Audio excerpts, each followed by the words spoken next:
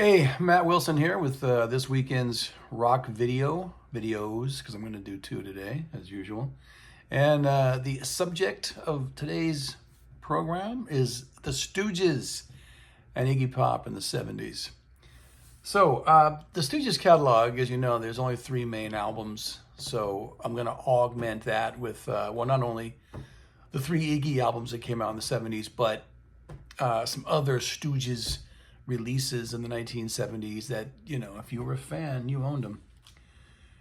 And we're going to start off with the Stooges, 1969 classic proto-punk LP. This is the, Rhino's double disc set with, just a bunch of demos and stuff on the second disc. I just listened to this with a friend last night. It's a classic. All the songs are good. We Will Fall is kind of the outlier. They were originally called the Psychedelic Stooges, and We Will Fall is kind of a, quasi-psych with some Eastern elements song, which goes on for too long, but it serves its purpose. It doesn't ruin the album. 1969 classic, I Want to Be Your Dog classic. No Fun classic. Those are the big numbers.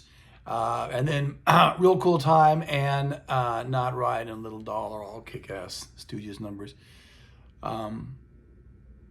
John Cale produced. And, if you don't own this, you need to. All right? That's 1969. That's Iggy with the Ashtons. Okay, this is the same thing. Oh, you know what? I said this was Rhino, didn't I? No, okay, Elektra and Rhino. This is the two-disc version of Funhouse, which most people consider to be a better album than the debut, but I mean, they're both, you need them both. I think this is the most consistent record that they ever made. The only thing I tend to, look at my watch or my clock when it's playing is LA Blues, which is kind of like this album's We Will Fall. But, cut for cut, this can't be beat. This is American. I mean, we can use the word punk if you want. I mean, that's certainly what they call the Stooges. I don't know if they were calling him at the time. Punk didn't really come into the vernacular until a couple years later when, I don't remember, Greg Shaw or Dave Marsh used it in some record review, and then it kind of slowly started to catch on. And, then there was a magazine, Legs McNeil in New York, called Punk in the mid-'70s. And, then, of course, it became a big thing in England. But that's for future shows, future lectures.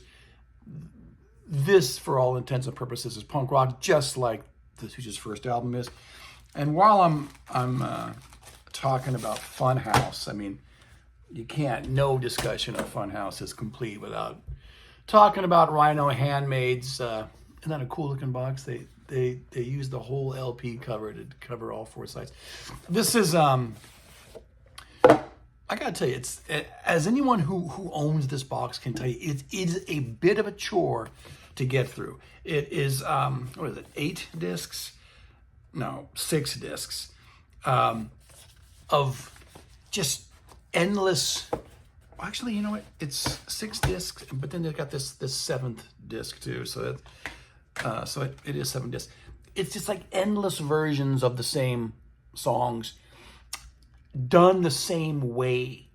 It's not like these guys were like trying new things, with each take of that song. They were pretty much, they had the way that they wanted to do it down, and every take was just, well, let's just get a better recording of it, So you think it's gonna be the coolest thing in the world, a whole box set of Funhouse sessions, but when you're playing it, it is a bit of a chore. So I don't think I've actually played this entire thing all the way through, but once or twice since I've owned it, But every once in a while, I will throw it on to remind myself when I think about it. So Rhino Handmade, when they used to do stuff. I don't know if they do this anymore. I used to buy their stuff, and I used to. I think this, if memory serves, this could have been the first thing that Rhino Handmade ever did, but don't quote me on that. All right, and actually, before I get to Raw Power, this is a nice little CD single of a couple great numbers that they did at the time in '72 that never made it onto the albums. This is I Gotta Write and Give Me Some Skin. You know, different versions, different mixes, different performances. Two great cuts that you got to know if you're a Stooges fan that aren't on the Stooges, Funhouse, or Raw Power, which kind of leads me into like, there's a lot of this kind of stuff out there. There were the 3 albums at the time. Well, I'll get to all this later on in this video, but I mean, they recorded a lot more than that. Live stuff, demos, songs that they never put on an album like this. And all of that came out subsequently. You know, now I don't have it all. Just like there's tons of Iggy solo stuff that it's, you know, it's all of quasi-legal, that's the term I use on this show, quality, and they're not recorded that well, so you know you really got to be a fan to buy all this stuff. But I do recommend this. You know, just look for it online. Iggy and the Stooges, I Gotta Write, all the versions and more. And Raw Power is gonna come. This is again the double disc version. I don't think Rhino did this one, did they? No, this is like Columbia Lego. Anyways, if Funhouse isn't my favorite one, this is. I mean, Search and Destroy, Give Me Danger, previously one. I mean, these are all Penetration. Raw Power is total classic. I Need Somebody, Shake Appeal, Death Trip. You know how I said that Funhouse was the most consistent one? Now I'm thinking it's because this doesn't have a We Will Fall or a LA Blues on it. It's freaking kick ass through and through. 1973, James Williamson is the guitar player on here. You know, Ron had been demoted to bass on the tour and stuff. This has a live disc as the second. Again, totally primo, must own, proto punk. You know, way more so than like the New York Dolls, who were much more R&B based. Their debut album, great album too, came out the same year as this. But before I leave Raw Power behind, this is the Iggy Pop mix that he did, which we all thought was fab for about 15 minutes till we realized it was totally brick-walled. The Bowie mix was always kind of weird, you know. It's just, the Stooges are never going to be an audiophile band, but Iggy remixed this, and just there's no dynamics when you listen to this. It's just an ear bleeder. But you know, I bought it. You know, what can I tell you? And but no, what you want is this double disc version. That's better.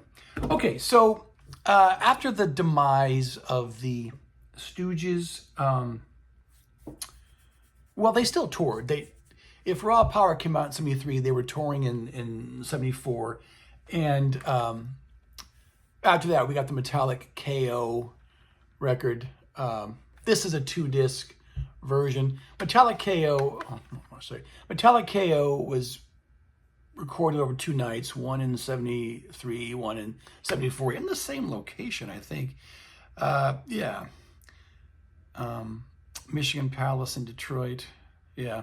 So February of that's the first one's October of '73 and the second one's February of '74. Okay, I like this, but I'll tell you what I really recommend is this little box set from KO to Chaos. This is nice. If you can get your hands on this, and it's not hard, but It's going to cost you, but not over $100. It's 1, 2, 3, 4, 5, 6, 7. It's 8 discs, one of which is a DVD. Now, you get the whole Metallic KO album. You get the complete shows of the 2 nights that were recorded to produce the album. So you get songs here that, didn't make the cut for the Metallic KO record. And then you get a bunch of other things that, like I was alluding to earlier, that Iggy recorded live, pretty much over the years. This one, we are not talking about commercial shit. It's pretty good. Dubious sound quality, just like Metallic KO. Wake Up Suckers is more of the same. Both of those are pretty good discs. Then you get his acoustic DVD, so you can watch that. Where was that, in France? Again, guys, my eyes are getting worse as I get older. Then you get a CD of the acoustic performance. Then you get also pretty good, this Telluric Chaos is the Stooges in the 21st century when they regrouped, with the Ashtons, doing material from the first 2 albums. I don't know why they, just because James Williamson is on Raw Power, I don't know why they didn't put any Raw Power songs on here. But, and then, new songs that they had written at that time. It's good. All of this is good. Now the Metallic KO album itself was a really chaotic, shambolic album, consisting of recordings of those 2 nights, one of which, Iggy is baiting this biker gang, the Scorpions, and they're all throwing stuff on stage. And I think one guy in one of these 2 nights knocked him out. I think this is a picture of him after he was knocked out. But then he just got right back up on stage and sang after this. That's classic Iggy, There's stuff on here, Rich Bitch, I Got Nothing, again. Cock in My Pocket, Louie Louie, which, is like the last number. Open Up and Bleed. Head On. It's just, so there's stuff that you don't get on the regular albums. I like it. Kind of a legendary live album from the 70s, which is not recorded very well, but you gotta have it. Okay. Kill City is next. Kill City. This is a CD, which, I don't know when this came out. Bomp did Kill City in the first place. Came out in 1977, and it came out after Iggy's solo career was in full effect. But I'm just doing it now because it was recorded in '75. This is not the cover of the original album. That is, or it's a kind of a. You can see most of what this cartoon version of Iggy is what was on the original cover. The album had this really puke green vinyl. It wasn't very attractive. These are demos that James Williamson made with Iggy in Jimmy Webb's home studio in LA in the mid-70s when Iggy was living here and just out of his mind on all kinds of drugs. And he was actually in a mental institution, and then, which he checked himself into voluntarily to dry out, and they let him out, to make these recordings, I think over a weekend or something like that. It's pretty good. It's not as abrasive and loud as actual Stooges albums are, but one gets the impression that had more time and care been put into these recordings in a professional studio, with the guitar turned up, because for some reason James seems kind of muted here. Iggy's singing kind of muted too. That this album could have been better. Kill City is a great song, the title track. Beyond the Law, Joanna was one that they were doing live with the Stooges a few years, but this recording is okay. It gets better the more you play it. I like it. Again, though, it was kind of legendary when I was growing up. This and Metallic KO. Where the Stooges were almost like the Velvet Underground, where everyone was saying, wow, what a cool band they were, because they didn't really sell any records at the time. So anything that reminded you of that, or, were Stooges-like People loved it. So I like this. Okay, that same year, 77, a big year for Iggy. He's helped out by David Bowie, who of course had produced Raw Power. And he did these two albums. I'll just do it at the same time because everyone sees this as... these were recorded with Bowie in 77. Lust for Life, The Idiot. These are Iggy's two most well-known albums of his solo career. Lust for Life has the classic title track, which was in Trainspotting. I used to play this album a lot when I was in college. 16 is good. Some Weird Sin. The Passenger, which Susie did like 10 years later. Tonight, Success. These are all good songs. It doesn't sound like the Stooges. It's not that much guitar, but it's, Iggy had changed. He had kind of sobered up. And The Idiot, which is not really quite more of the same. These albums do have different vibes. Sister Midnight, Night Clubbing. What was it? Grace Jones did that later on? I can't remember. China Girl, which, Bowie did. So both of these are just old 1980s CDs when they first came out. I've never bought them again. They've been doing me just fine for all these decades. These are the Iggy Pop solo albums I've played the most in my life. And to round out the 70s, here's New Values. This is a remastered CD. It does sound better than the other two, but unfortunately, it's not as good an album. This is fine, New Values. I remember this in 79. I remember the radio station in San Diego, KGB, playing on board. So I'm chairman of the board. So I did not buy the album at the time, picked it up later. If this is maybe the most mundane thing that he recorded in the 70s, it's still better than a lot of his 80s albums. And that's why I'm stopping here, where from 69 to 79, so basically it's like 10 years of Iggy Pop, he had never really made a wrong move. He had screwed his life up, of course. He made a wrong move in that regard. But on vinyl, everything he did is worth owning. So even though this is of a more commercial nature, it sounds good, right? So that's it. Nice little video here, 17 minutes. What can I tell you about Iggy and the Stooges I haven't already said? The albums hold up well, at least everything through 77.